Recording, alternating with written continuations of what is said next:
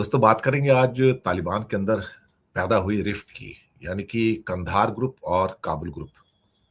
और काफी बड़ी फाइट हो गई है। ये ऑलमोस्ट आधा आधा बंटवारा हो गया अफगानिस्तान का। तालिबान में दो सेंटर हैं, ये तो बात सही था। एक काबुल का सेंटर, एक कंधार का सेंटर है। मैंने शायद आपको एक दो एपिसोड में पहले कभी ये बताया था, कुछ हफ्ते पहले, कि जो उनके रिलीजियस गुरु है अखुंज़ादा, वो काबुल में नहीं रहते हैं और वो रहते हैं क्या कहते हैं, कंधार में। और वहीं से वो सुप्रीम लीडर होने के नाते सारा का सारा अपना शासन चलाते हैं। लेकिन कुछ इस किस्म की बातें हो गई हैं जहां पर कहा जाए कि पूरा का पूरा जो तालिबान जो है दो हिस्सों में बट गया है। एक हिस्सा वो है जो अखुंज़ादा, हिब्बतुल्लाह अखुंज़ादा जो सुप्रीम लीडर हैं उनके अंडर में। तो मोहम्मद हसन अखुंद जो प्राइम मिनिस्टर हैं, अब्दुल हकीम हक्कानी चीफ जस्टिस, और निदा मोहम्मद नदीम जो एजुकेशन मिनिस्टर हैं, ये एक साइड में है। दूसरी साइड में जो deputy prime minister Abdul Ghani Baradar हैं, सिराजुद्दीन हक्कानी जो होम मिनिस्टर हैं, और मोहम्मद याकूब मुजाहिद जो डिफेंस मिनिस्टर हैं। तो ये तीनों जो लास्ट के मैंने बताया, ये काबुल ग्रुप है। और अखुंज़ादा का जो है बेसिकली कंधार ग्रुप है ये। अब यहाँ पर खास तौर से बहुत सारे इशू हैं जिसको लेके आपस में इनकी जंग चल रही है। एक जंग तो ये कि दुनिया का बहुत बड़ा प्रेशर है और काबुल को लगता है कि मुझे जो दुनिया है उसके साथ चलना पड़ेगा, और थोड़ा बहुत जिसे क्या कहते हैं कि महिलाओं की और बच्चियों के प्रति जो बहुत सख्त रवैया है, काबुल का तालिबान चाहता है कि उसको थोड़ा लिबरल कर दिया जाए। उनके कई नेता भारत भी आके गए, ये आप जानते हैं। उसके बाद जो आपका कंधार का ग्रुप है अखुंज़ादा का, इन्होंने तो पहले 3 दिन आपको याद होगा इंटरनेट बंद करने का भी आदेश दे दिया था। ये बहुत ज़्यादा कंज़र्वेटिव हैं और एक किस्म से कहा जाए कि जैसे ही वो इंटरनेट बंद हुआ था तो पूरा का पूरा जो अ, अफ़गानिस्तान कोलैप्स हो गया था। अब जो लड़कियों के ऊपर जो एजुकेशन पे जो प्रतिबंध है, रेस्ट्रिक्शंस हैं, वो अखुंज़ादा के आदेश पर हैं, जो अपने आप को रिलीजियस गुरु मानते हैं वहाँ पर। सवाल ये पैदा होता है कि तालिबान के अंदर-अंदर जो अलग-अलग सोच है, हालाँकि इसको कहीं न कहीं ये बताने की कोशिश की जा रही है कि एक फैमिली है, तो फैमिली में तो थोड़े डिफरेंसेस आते हैं। लेकिन इस बात की गवाही अखुंज़ादा ने एक मदरसे में गए थे, वहाँ पे उनका एक स्पीच थी। उस स्पीच के अंदर उन्होंने कहा था कि हाँ, डिफरेंसेस हैं दोनों के बीच में, इसमें कोई शक वाली बात नहीं है। और उनका ये भी कहना था कि अगर हमने इन डिफरेंसेस को सॉल्व नहीं किया तो ये जो हमारे डिफरेंसेस हैं हम सबको ले डूबेंगे और ये एमिरेट्स खत्म हो जाएगा, यहाँ पर फिर एक नया किसी और का राज आ जाएगा। तो कहीं न कहीं जो बहुत सारे जो लिबरल माइंड्स हैं इस टाइम तालिबान के, काबुल के अंदर खास तौर से, वो दरअसल वर्ल्ड प्रेशर में है इस टाइम।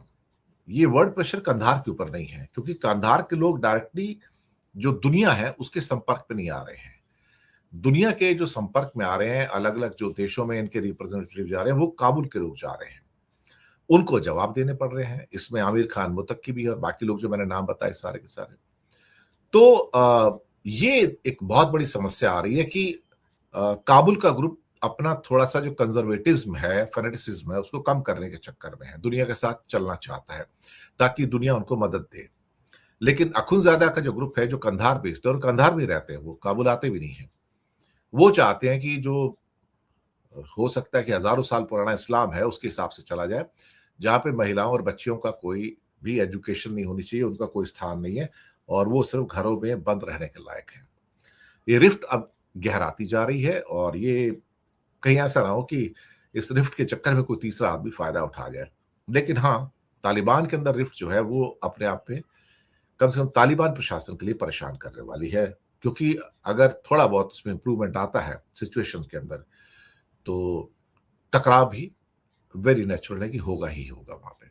ये जो खबर सुनी आपने तो आपको अंदाज़ा हो ही गया होगा कि बाप बाप होता है, जो आपको पालता है, परवान चढ़ाता है, खाने को देता है, और फिर जब आप किसी मकाम पर पहुंच जाओ और उसी बाप को आंखें दिखाने लगो तो जल्द ही ये अंदाजा आपको हो जाता है कि वो आज भी तुम्हारा बाप है। यही कुछ हुआ है अफगानियों के साथ। चंद महीने पहले ये कौम अपने ही मौसिनों और मेजबानों के खिलाफ जहर उगलने पर आमादा थी। हिंदुस्तानी चर्बी इनकी आंखों पर कुछ ऐसी चढ़ी थी कि क्रिकेट का मैदान हो या जंग का मैदान, हर जानिब भारत के कसीदे पड़ते नजर आती थी।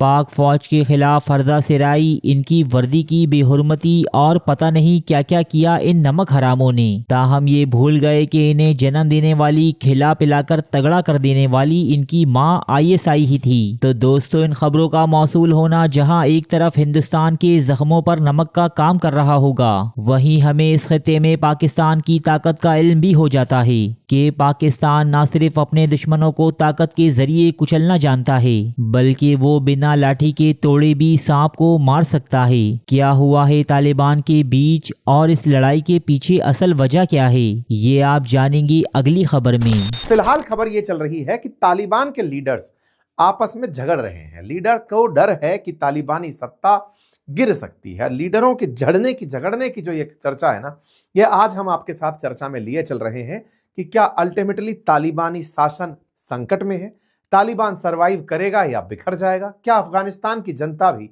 तालिबान के खिलाफ झंडे उठा लेगी, या फिर तालिबान के ही दो धड़े होने वाले हैं। इसकी जिक्र आज हम आपके साथ सेशन में किए चल रहे हैं। तो क्या इसका कोई पाकिस्तानी कनेक्शन है, क्योंकि पाकिस्तान की तालिबान से इन दिनों बन नहीं रही है, या इसका अमेरिकी कनेक्शन है, क्योंकि अमेरिका को अफगानिस्तान के अंदर बगराम एयरबेस चाहिए, या फिर तालिबानी आपस में ही झगड़ रहे हैं। सारी चर्चाएं आज के सेशन में सिलसिलेवार तरीके से करते चलते हैं, क्योंकि चर्चा फिलहाल इस तरह से है कि तालिबान में फिलहाल सब कुछ ठीक नहीं है। तो अफगानिस्तान में तालिबान के भीतर के हालात ठीक नहीं है। कह रहे हैं कि हालात इतने बिगड़ चुके हैं कि सरकार ढहने का खतरा मंडराने लगा है, और तो और जो खींचतान है सत्ता के अंदर की वो सामने आने लगी है। BBC ने हाल ही में एक अपनी रिपोर्ट प्रकाशित की, जिसमें एक वायरल ऑडियो क्लिप का उन्होंने 100 लोगों से इंटरव्यू लेकर सत्यापन किया। ये BBC की रिपोर्ट है, जो कि अफगानिस्तान के अंदर काम कर रही BBC ब्रिटिश ब्रॉडकास्टिंग, जो कि ब्रिटेन की कंपनी है, उसकी रिपोर्ट है। और उसने वहां पर एक ऑडियो क्लिप जो कि पिछले 1 साल से वायरल है, उसका सत्यापन गुपचुप तरीके से 100 तालिबानी लीडर्स से बिना पहचान बताए एक दूसरे की उसे रिपोर्ट किया है। और उस रिपोर्ट में यह जानकारी बाहर निकल कर आई है कि तालिबान के अंदर अब 2 खेमे बन चुके हैं, एक काबुल खेमा, एक कंधार खेमा। कौन सा खेमा ज्यादा इंपॉर्टेंट है उसको समझेंगे, और कौन सा खेमा अभी लीड पर चल रहा है। यहां पर चलता कुछ इस प्रकार से कि सुप्रीम लीडरशिप जो है ना, वो इनके कंधार में बैठती है, जिसके अंदर सुप्रीम लीडर आमिर अल मिनिस्टर्स अखुनजदा विराजमान होते हैं। तो अफगानिस्तान के 2 शहर, एक कंधार और एक काबुल। तो काबुल में तो बैठती है मिनिस्ट्री जो काम करवाती है, और कंधार में बैठते हैं सुप्रीम लीडर, और सुप्रीम लीडर को ही सबसे ऊपर माना गया है। उनके आदेश की कोई अवहेलना नहीं कर सकता।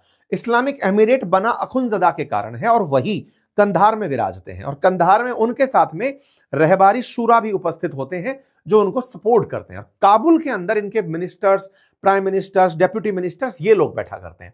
जुडिशियल मिनिस्टर्स भी इनके पास काबुल में बैठा करते हैं। अब सुनिए कलेश कहां आ रहा है। कलेश है काबुल वर्सेस कंधार में। एक वो लोग हैं जो एग्जीक्यूशन करते हैं, और एक वो लोग हैं जो आदेश बनाते हैं। आदेश बनाने वाले लोगों में है Akhundzada supreme leader, just like Khamenei. और दूसरी तरफ सरकार में बैठे हुए सिराजुद्दीन हक्कानी। जनता ने किसी को नहीं चुना, लेकिन हक्कानी जो है ना, वो इस समय अफगानिस्तान के सबसे लोकप्रिय नेता बताए जाते हैं। और ये जो लोकप्रिय नेता हैं, इनकी लोकप्रियता का कारण इंटरनेट है। आजकल ये 2021 के बाद सोशल मीडिया पर बहुत सक्रिय हुए। इनके इंटरव्यूज वैश्विक मीडिया में छपने लगे। काबुल के अंदर लोग इन्हें देखना शुरू किए। धीरे धीरे अफगानिस्तान में इनका चेहरा, इनका बोलने का अंदाज जब पसंद आने लगा, तो बहुत सारा यूथ इनसे कनेक्ट करने लगा।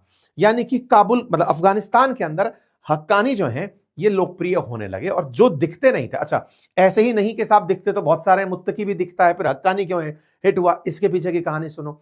हक्कानी ने पहले अमेरिका के समय पर, जब अमेरिका था, तो कई बम फोड़े थे। मतलब इसके ऊपर 1 करोड़ रुपए का इनाम था, आप सोच सकते हैं। तो ऐसे में जिस व्यक्ति ने अमेरिका के खिलाफ इतना माहौल बना के रखा हो, तो इसको ऐसे लीडर माना जाता है कि डरा नहीं, इसने ये कर दिया और वो कर दिया टाइप से, वैसा हीरो आदमी है। तो अब क्या होता है कि इन लोगों के बारे में कि गुट बन चुके हैं, ये खबर बाहर नहीं आती।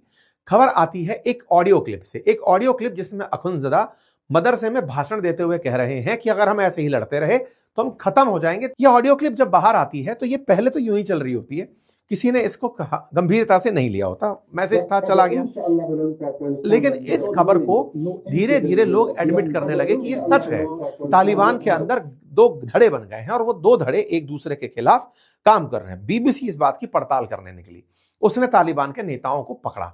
हालांकि वो अखबार के मीडिया के विरोध में रहते हैं, लेकिन फिर भी आजकल जो उन्हें नया शौक चढ़ा है, तो बीबीसी गई, उनसे इंडिविजुअल इंटरव्यूज लिए गए और इंटरव्यूज में उन्होंने कबूला कि हाँ कुछ तो गड़बड़ है, लेकिन हमारा नाम मत छापना, मामला गड़बड़ाया हुआ है। तो खबर निकल कर आती है कि अफगानिस्तान में दो धड़े बन चुके हैं, एक कंधार जो कि अखुनजदा का है और काबुल जो कि हक्कानी का है, जो चला रहा है। ठीक है साहब, इनके अंदर और घुसा गया तो जानकारी फिर कुछ और निकल कर आई और वो जानकारी पहुंचती है कि ये बात सरफेस कब हुई। बोले हुआ ये कि अखुनजदा कई बार से ये कह रहे थे कि कुछ तो हम लोगों के बीच में लोग ऐसे हैं जो मेरे आदेश को मानना नहीं चाहते, लेकिन पता कैसे चला कि मानना नहीं चाहते। तो एक बार क्या किया, अखुनजदा ने सितंबर 29, 2025 को एकदम आदेश दिया कि आज से अफगानिस्तान के मोबाइल फोन, इंटरनेट, टीवी सब बंद हो जाएंगे। बिल्कुल साहब, भाषण दे दिया इन्होंने सितंबर 25, सितंबर 29 को इन्होंने भाषण दिया। अफगानिस्तान में रातों रात सारे इंटरनेट शटडाउन हो गए, टीवी बंद हो गए, मोबाइल फोन ऑफ हो गए। अच्छा साहब, अब बैठे हुए काबुल के लोगों को यह नहीं पता था। काबुल को अगर कोई फैसला लेना होता था तो वो कंधार में बैठे अखुनजदा से लेना होता था कि साहब हमको कुछ ऐसे फैसले लेने हैं, लेकिन अखुनजदा को कोई फैसला लेना है तो वो काबुल से नहीं पूछेगा। उन्होंने फैसला का फरमान जारी कर दिया। काबुल इस बात से नाराज हो गया कि यार ये क्या मतलब है, हम दुनिया भर में देखे जा रहे हैं, मोबाइल पे लोग हमें सुन रहे हैं, अंतरराष्ट्रीय स्तर पर अफगानिस्तान की इमेज बन रही है, लोग हमें प्रोग्रेसिव काउंट कर रहे हैं, आप इंटरनेट ही बंद कर दे रहे हो, कम से कम पूछ तो लेते। भाई साहब, यहां दोनों के बीच में सरफटौवल होता है। परिणाम यह निकलता है कि मात्र 2.5 दिन के भीतर भीतर इंटरनेट बहाल हो जाता है। 48 घंटे के अंदर तो काबुल में या फिर पूरे अफगानिस्तान में वापस इंटरनेट आ जाता है। लेकिन किसी ने नहीं बताया किसके प्रभाव से आया, किसने क्या कलेश किया, क्या कहानी हुई, बस इंटरनेट आ गया। इंटरनेट आ गया, उसके बाद में फिर कहानी बाहर निकल के आना शुरू हुई कि मतभेद असल में विचारों का था और उस विचारों के मतभेद ने अफगानिस्तान में दो धड़े खड़े कर दिए। तो उम्मीद है कि आप दोनों की राइवलरी का हल्का फुल्का अंदाजा हो गया होगा। हक्कानी यहां पर ज्यादा पावरफुल है, ये समझ में आ गया होगा। अब सवाल ये है, पाकिस्तान की किस पे ज्यादा चलती है। देखो, पाकिस्तान मौका परस्त है, पैसा फेंकेगा अमेरिका का और वो इन दोनों के बीच में और बढ़िया लड़ाई करवाएगा। ये खबर पाकिस्तान के लिए बढ़िया खबर में से एक मानी जा सकती है, क्योंकि वो इन दोनों को लड़ाने में बढ़िया यूज मिलेगा।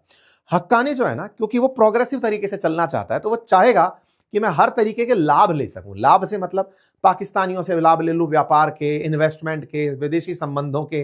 तो वो इस कनेक्ट का कि चीनियों से संबंध कैसे बेहतर करे, तो हक्कानी उनके नजदीक पहुंचेगा।